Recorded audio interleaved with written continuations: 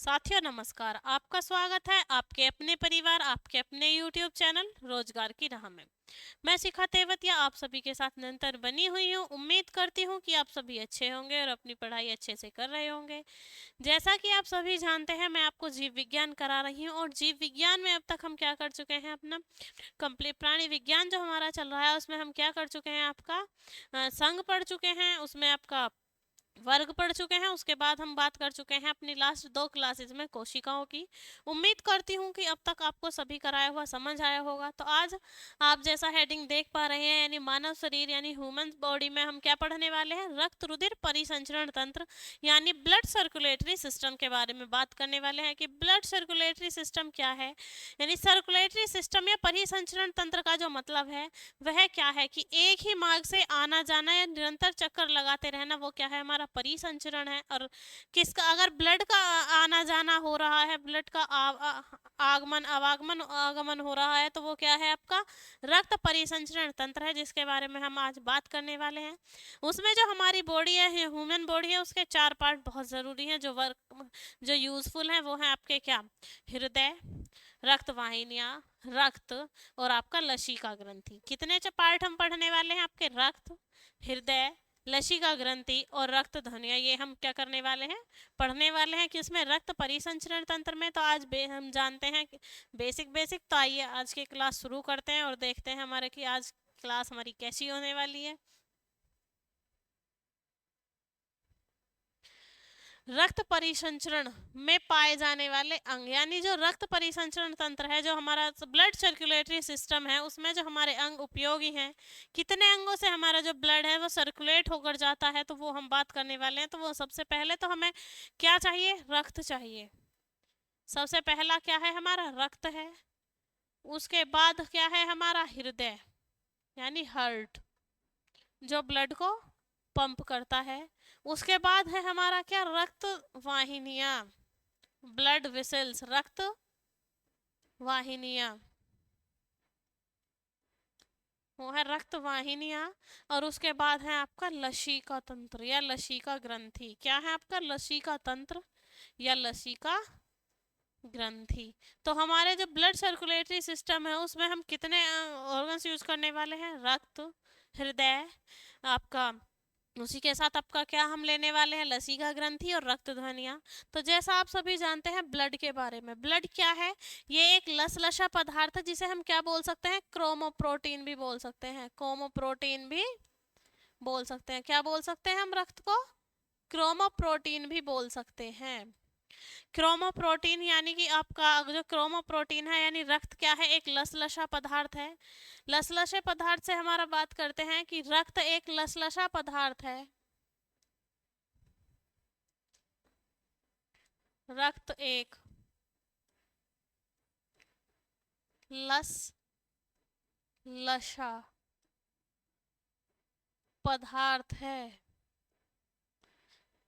जो संयोजी ऊतकों से मिलकर बनता है। किससे, आपका संयोजी ऊतकों से, जो संयोजी ऊतकों से मिलकर बनता है। ऊतक किससे बनते हैं, सेल से, तक से मिलकर बनता है।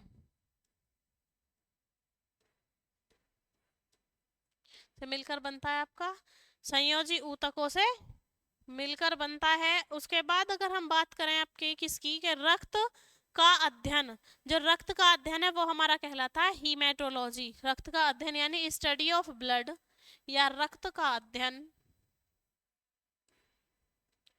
रक्त का अध्ययन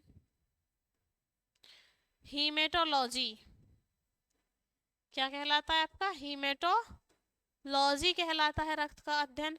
और हम बात करें कि जो रक्त परिसंचरण तंत्र है इसकी खोज किसने की थी, तो रक्त परिसंचरण तंत्र की खोज की थी आपकी विलियम हार्वे ने। किसने की थी, आपकी विलियम हार्वे ने। जो हम आपको जब फर्स्ट क्लास में हमने महत्वपूर्ण बिंदु लिखवाए थे, आपको बेसिक कॉन्सेप्ट लिखवाए थे बायोलॉजी के, तब भी हमने बता दिया था और यहाँ भी बता देते हैं कि रक्त परिसंचरण तंत्र, संचरण तंत्र की खोज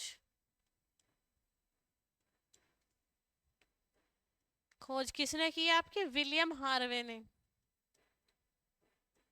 किसने की है आपकी? विलियम हॉर्वे ने की है। ठीक है। उसके बाद हम बात करते हैं कि जो मानव शरीर है उसमें रक्त की मात्रा कितनी पाई जाती है। तो मानव शरीर में जो रक्त की मात्रा है वो 5 से 6 लीटर तक पाई जाती है। कितनी पाई जाती है? 5 से 6 लीटर तक मानव शरीर में रक्त की मात्रा, मानव शरीर में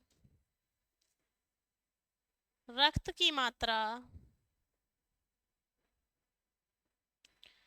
5 से 6 लीटर तक पाई जाती है।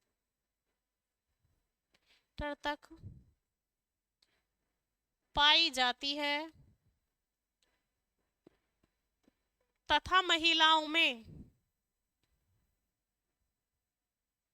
तथा महिलाओं में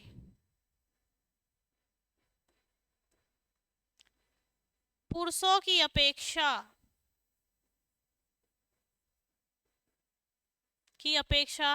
या पुरुषों की तुलना में आधा लीटर यानी 1/2 आधा लीटर कम पाया जाता है।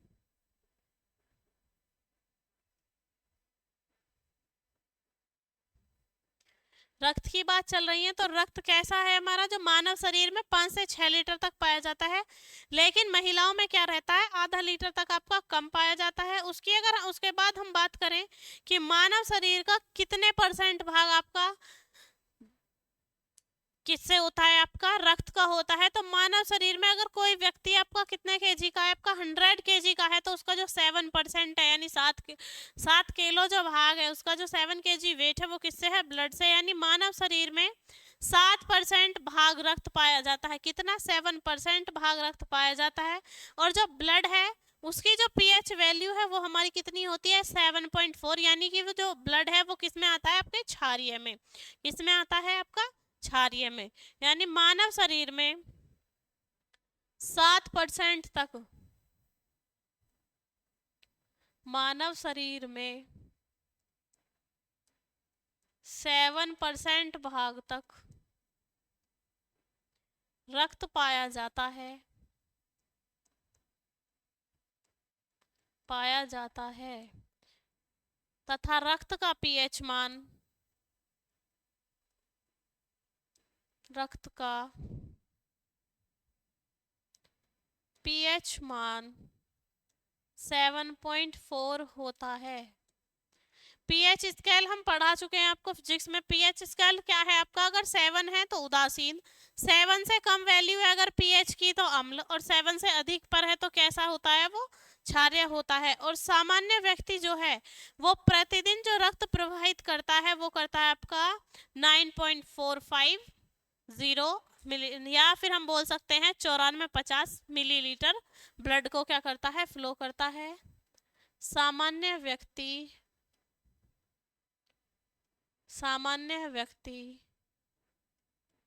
पूरे दिन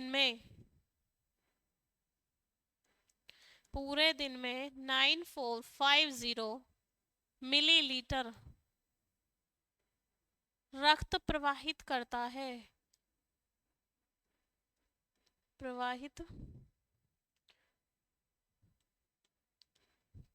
कितना रक्त प्रवाहित करता है आपका? 9.45 लीटर बोल दीजिए, या आपका 9450 मिलीलीटर बोल दीजिए। इतना ब्लड क्या करता है? वो परिसंचरण तंत्र के थ्रू फ्लो करता है, यानी जो हमारे लसिका ग्रंथि से और हृदय से होता है और आपका बॉडी के सभी ऑर्गन्स तक जाता है। तो किस तरीके से करता है? आपका 9.45 लीटर तक का जो ब्लड है वो डेली प्रवाह करता है। उसके बाद अगर हम बात करें आपके रक्त की, कि रक्त कितने प्रकार से बना हुआ होता है, तो जो रक्त है वो होता है हमारा प्लाज्मा से, और साथ ही साथ किससे बना होता है? आपका कणिकाओं से। किससे बना होता है? कणिकाओं से। तो अगर हम बात करें तो रक्त को 2 पार्ट में डिवाइड कर लेते हैं, ब्लड को 2 पार्ट में डिवाइड कर लेते हैं। पहला हो जाता है हमारा प्लाज्मा, और दूसरा हो जाता है हमारा कणिका यानी कॉर्पोसेल्स। हो जाता है हमारा कणिका यानी कि कोर्पोसेल्स। अगर हम बात करें प्लाज्मा की, तो प्लाज्मा जो ह्यूमन बॉडी है उसमें कितना मिलता है आपका, 55 से 60%। कितना होता है ह्यूमन बॉडी में, 55 से 60%। और वही कणिकाएं होती हैं आपकी 40 से 45%। कितनी होती हैं आपकी, 40 से 45% आपकी क्या पाई जाती हैं, कणिकाएं। अगर हम बात करें प्लाज्मा की, तो प्लाज्मा में क्या होता है आपका, 90% तो होता है पानी। क्या होता है, 90% होता है आपका वाटर, पानी। और जो आपका 10% है वो होते हैं आपके क्या, मिनरल्स। क्या होते हैं आपके, खनिज लवण बोल दीजिए या मिनरल्स बोल दीजिए। क्या बोल दीजिए, खनिज लवण बोल दीजिए या आपका मिनरल्स बोल दीजिए। जब ये 10% मिनरल्स हैं, तो इन 10% में कौन कौन से मिनरल्स काउंट होते हैं वो हम अभी आपको बताएंगे, लेकिन इतने हम बात कर लेते हैं कणिकाओं की। तो कणिकाएं हमारी होती है 3 प्रकार की। पहली कौन सी होती है हमारी, लाल रक्त कणिकाएं या लाल रुधिर कणिकाएं। लाल रक्त कणिकाएं जिन्हें हम क्या बोलते हैं, आरबीसी। क्या बोलते हैं, आरबीसी। दूसरी होती है हमारी श्वेत रक्त कणिकाएं। कौन सी होती है हमारी, श्वेत रक्त कणिकाएं।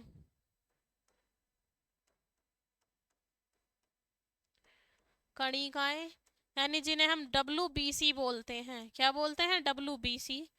उसके बाद हमारी जो होती हैं वो होती हैं आपकी प्लेटलेट्स, या हम इन्हें बोल सकते हैं रक्त बिंबाणु। प्लेटलेट्स या रक्त बिंबाणु भी इन्हें क्या बोलते हैं, बोल सकते हैं। तो कणिकाओं में हमारी कौन सी आती हैं आपकी, 3 आती हैं, आरबीसी, WBC और आपका क्या, प्लेटलेट्स। और हम बात करें प्लाज्मा की, तो प्लाज्मा में हमारा 90% वाटर होता है और साथ ही साथ क्या होता है आपका, 10% खनिज लवण होते हैं। अब ये खनिज लवण कौन कौन से होते हैं इनके बारे में हम बात कर लेते हैं। यानी जो 10% खनिज लवण है इनकी हम बात कर रहे हैं, खनिज लवण। तो ये जो खनिज लवण है इनमें आते हैं हमारे क्या, आपके कार्बनिक यौगिक। क्या आते हैं आपके, कार्बनिक यौगिक, अकार्बनिक यौगिक,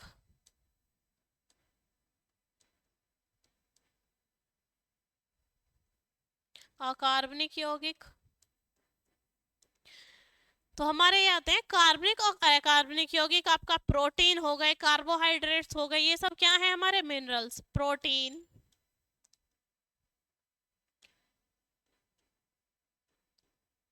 कार्बोहाइड्रेट्स, कार्बोहाइड्रेट्स। तो हमारा क्या चल रहा है, प्लाज्मा का जो 10% है वो चल रहा है। इसमें अगर हम बात करें आपके कार्बनिक यौगिकों की, तो कार्बनिक यौगिकों में हमारे आते हैं अमीनो अम्ल, ग्लिसरॉल, कैलेस्ट्रॉल, ये सब आते हैं। क्या आते हैं आपके कार्बनिक यौगिक में, हमारा अमीनो अम्ल, अमीनो अम्ल, कोलेस्ट्रॉल आदि। उसके बाद अगर हम बात करें आपकी अकार्बनिक की, अकार्बनिक यौगिक क्या है हमारे, फॉस्फेट है, कैल्शियम है, पोटेशियम है, मैग्नीशियम है, ये सब क्या है हमारे अकार्बनिक यौगिक हैं। तो हम लिख लेते हैं अकार्बनिक यौगिक में कैल्शियम,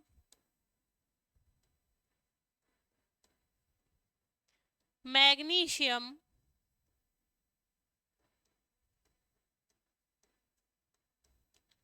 पोटेशियम आदि। ये भी क्या है हमारे अकार्बनिक। प्रोटीन में अगर हम बात करें, तो प्रोटीन में हमारे प्रोटीन आ जाते हैं आपके प्रोथ्रोम्बिन, फाइब्रोनेजिन, हिपेरिन। क्या आ जाते हैं आपके, प्रोथ्रोम्बिन, प्रोथ्रोम्बिन, फाइब्रेनोजिन, नोजिन, हिपेरिन आदि। ये क्या है आपके, प्रोटीन है। ठीक है।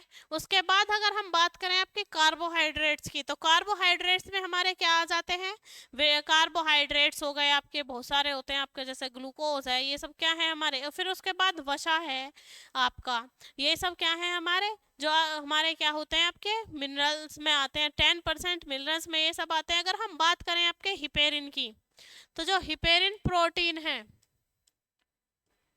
हिपेरिन की अगर हम बात करें तो ये रक्त का थक्का नहीं जमने देता। क्या नहीं करने देता, ये थक्का, जो रक्त में थक्का जमता है उसे जमने से रोकता है। यानी जो ब्लड में क्लॉट्स बनते हैं, हिपेरिन रक्त का थक्का जमने से रोकता है, रक्त का थक्का जमने से रोकता है,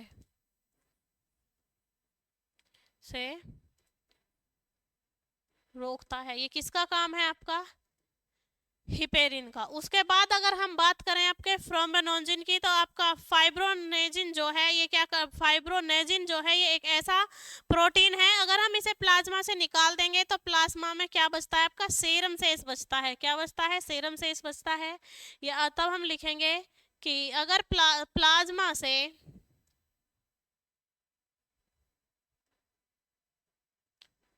प्लाज्मा से फाइब्रोनोजिन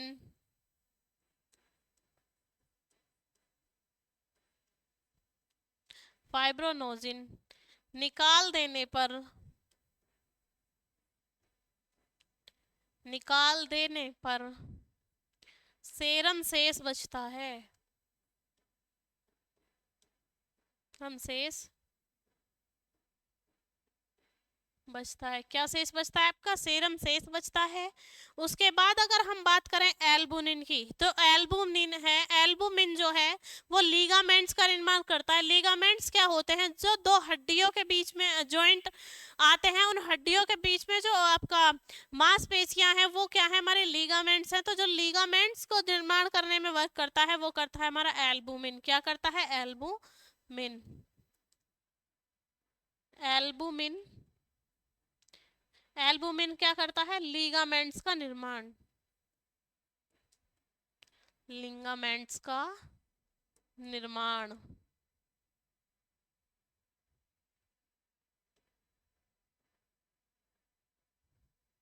लिगामेंट्स का निर्माण किसके द्वारा होता है हमारा, एल्बुमिन के द्वारा। उसके बाद अगर हम बात करें आपकी किसकी, आपके ग्लोबुमिन की, यानी ग्लोब्यूमिन जो है वो क्या करता है, ग्लोब्यूमिन जो है वो हीमोग्लोबिन का निर्माण करता है। ग्लोब्यूमिन जो है वो हीमोग्लोबिन का निर्माण करता है, ग्लोब्यूमिन।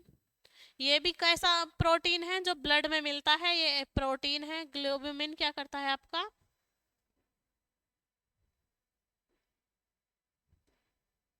ग्लोब्यूमिन हीमोग्लोबिन का निर्माण करता है, हीमोग्लोबिन का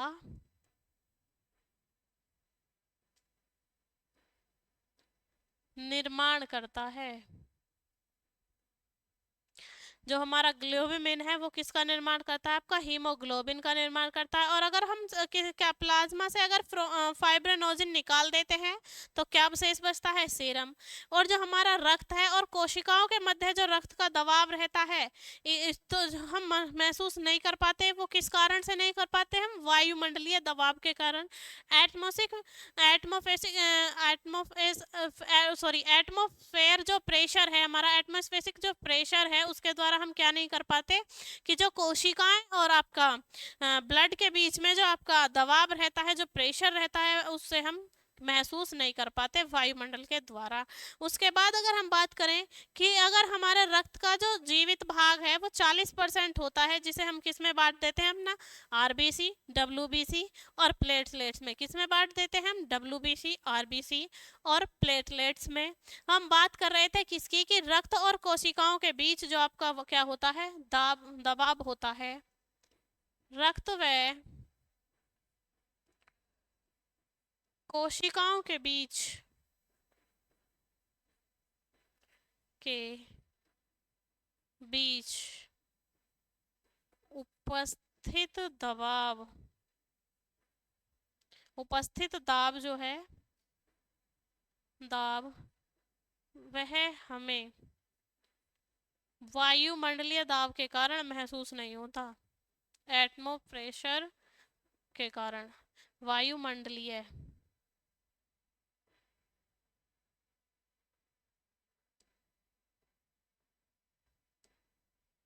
वायुमंडलीय दाब के कारण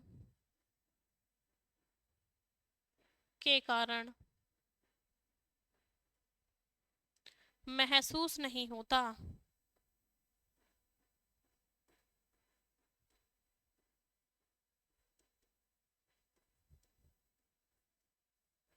नहीं होता है। यानी ये हम किसकी बात कर रहे थे? ये हम बात कर रहे थे अपने प्लाज्मा की। प्लाज्मा में हमारा क्या होता है? 90% पानी होता है और 10% हमारे क्या होते हैं? खनिज लवण। जो हमने कहाँ देख लिए? इस पेज पर देख लिए कि खनिज लवण में क्या क्या आता है। उसमें आता है आपका कार्बनिक यौगिक, अकार्बनिक यौगिक, प्रोटीन, कार्बोहाइड्रेट्स। उसके बाद हमने जो कुछ इंपॉर्टेंट प्रोटीन थे उनके बारे में जाना, जैसे हिपेरिन क्या करता है कि रक्त का थक्का जमने से रोकता है। उसके बाद हमने जाना फाइब्रोनोजिन के बारे में कि जो फाइब्रोनोजिन है अगर वो निकाल दिया जाए किससे? प्लाज्मा से, तो क्या बचता है? हमारा सेरम शेष बचता है। उसके बाद जो एल्बुमिन हमने पढ़ा, एल्बुमिन का काम क्या है? लीगामेंट्स का निर्माण करना। और ग्लोबुमिन जो हमने प्रोटीन पढ़ा उसका काम क्या है? आपका हीमोग्लोबिन का निर्माण करना। और रक्त और कोशिकाओं के बीच जो दबाव होता है वो हमें किसके कारण महसूस नहीं होता? वायुमंडलीय दाब के कारण हमें महसूस नहीं होता। उसके बाद अगर हम बात करते हैं आपकी आरबीसी, डब्ल्यूबीसी और प्लेटलेट्स की, तो इनके बारे में थोड़ा सा हम जान लेते हैं कि आरबीसी और डब्ल्यूबीसी के बारे में। आरबीसी यानी लाल रक्त कणिकाएं, लाल रक्त कणिकाएं।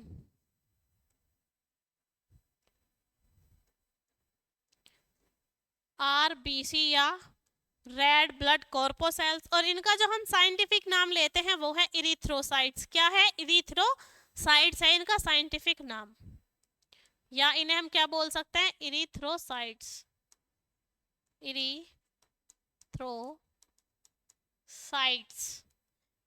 या तो वो हमसे क्या बोलेगा? लाल रक्त कणिकाएं, या बोलेगा आपका क्या? रेड ब्लड कॉर्पोसेल्स, या आपसे क्या बोल सकता है? वो इरिथ्रोसाइट्स बोल सकता है। जब इन इरिथ्रोसाइट्स की हम बात करें तो ये ब्लड में हमारी कितनी होती हैं? आपकी 45% होती हैं। कितनी होती हैं? 45% होती हैं। ये होती है आपकी 45% होती हैं। उसी तरीके से आपका कणिकाओं में हम बात कर रहे हैं कि ये 45% होती हैं। उसी में हम बात करें अगर व्हाइट ब्लड सेल कॉर्पोसेल्स की या श्वेत रक्त कणिकाओं की, तो इन्हें हम बोलते हैं WBC यानी व्हाइट ब्लड कॉर्पोसेल्स। WBC से मतलब है W से व्हाइट, B से ब्लड और C से कॉर्पोसेल्स यानी कणिकाएं। तो इसका जो आपका साइंटिफिक नाम है वो है आपका ल्यूकोसाइट्स। क्या है आपका? ल्यूकोसाइट्स। इसे हमें किसके नाम से भी जाना जा सकता है? ल्यूकोसाइट्स के नाम से भी जाना जा सकता है। ठीक है, कितने नाम से जाना जा सकता है? ल्यूकोसाइट्स के नाम से। उसके बाद हम बात करते हैं आपके प्लेटलेट्स की। प्लेटलेट्स जो हैं उन्हें हम किस और अन्य नाम से जान सकते हैं ये हम देखते हैं। यानी प्लेटलेट्स, कणिकाएं भी हमारी कितनी थी? 3 प्रकार की थी, प्लेटलेट्स, आरबीसी और डब्ल्यूबीसी। प्लेटलेट्स को हम क्या कह सकते हैं? रक्त बिंबाणु भी कह सकते हैं। क्या कह सकते हैं? आपका रक्त बिंबाणु भी कह सकते हैं। और हम बात करें उसके साइंटिफिक नाम की, किसके साइंटिफिक नाम की? आपके प्लेटलेट्स के साइंटिफिक नाम की, तो उसे बोलते हैं हम थ्रोमोसाइट्स। क्या बोलते हैं हम? आपका थ्रोमोसाइट्स बोलते हैं। थ्रोमोसाइट्स, थ्रोमोसाइट्स बोलते हैं किसको हम? आपका प्लेटलेट्स को। तो इनके बारे में जो हम जानेंगे डिटेल में वो अपनी नेक्स्ट क्लास में जानेंगे। उम्मीद करती हूँ कि यहाँ तक आपको सब समझ आया होगा। एक बार मैं आपको सारा रिपीट करा देती हूँ। ये हमने क्या पढ़ा? परिसंचरण तंत्र। परिसंचरण तंत्र में हम क्या पढ़ रहे हैं इस समय? रक्त पढ़ रहे हैं। उसके बाद क्या पढ़ेंगे? हृदय, फिर रक्त वाहिनियां और फिर लसिका ग्रंथि।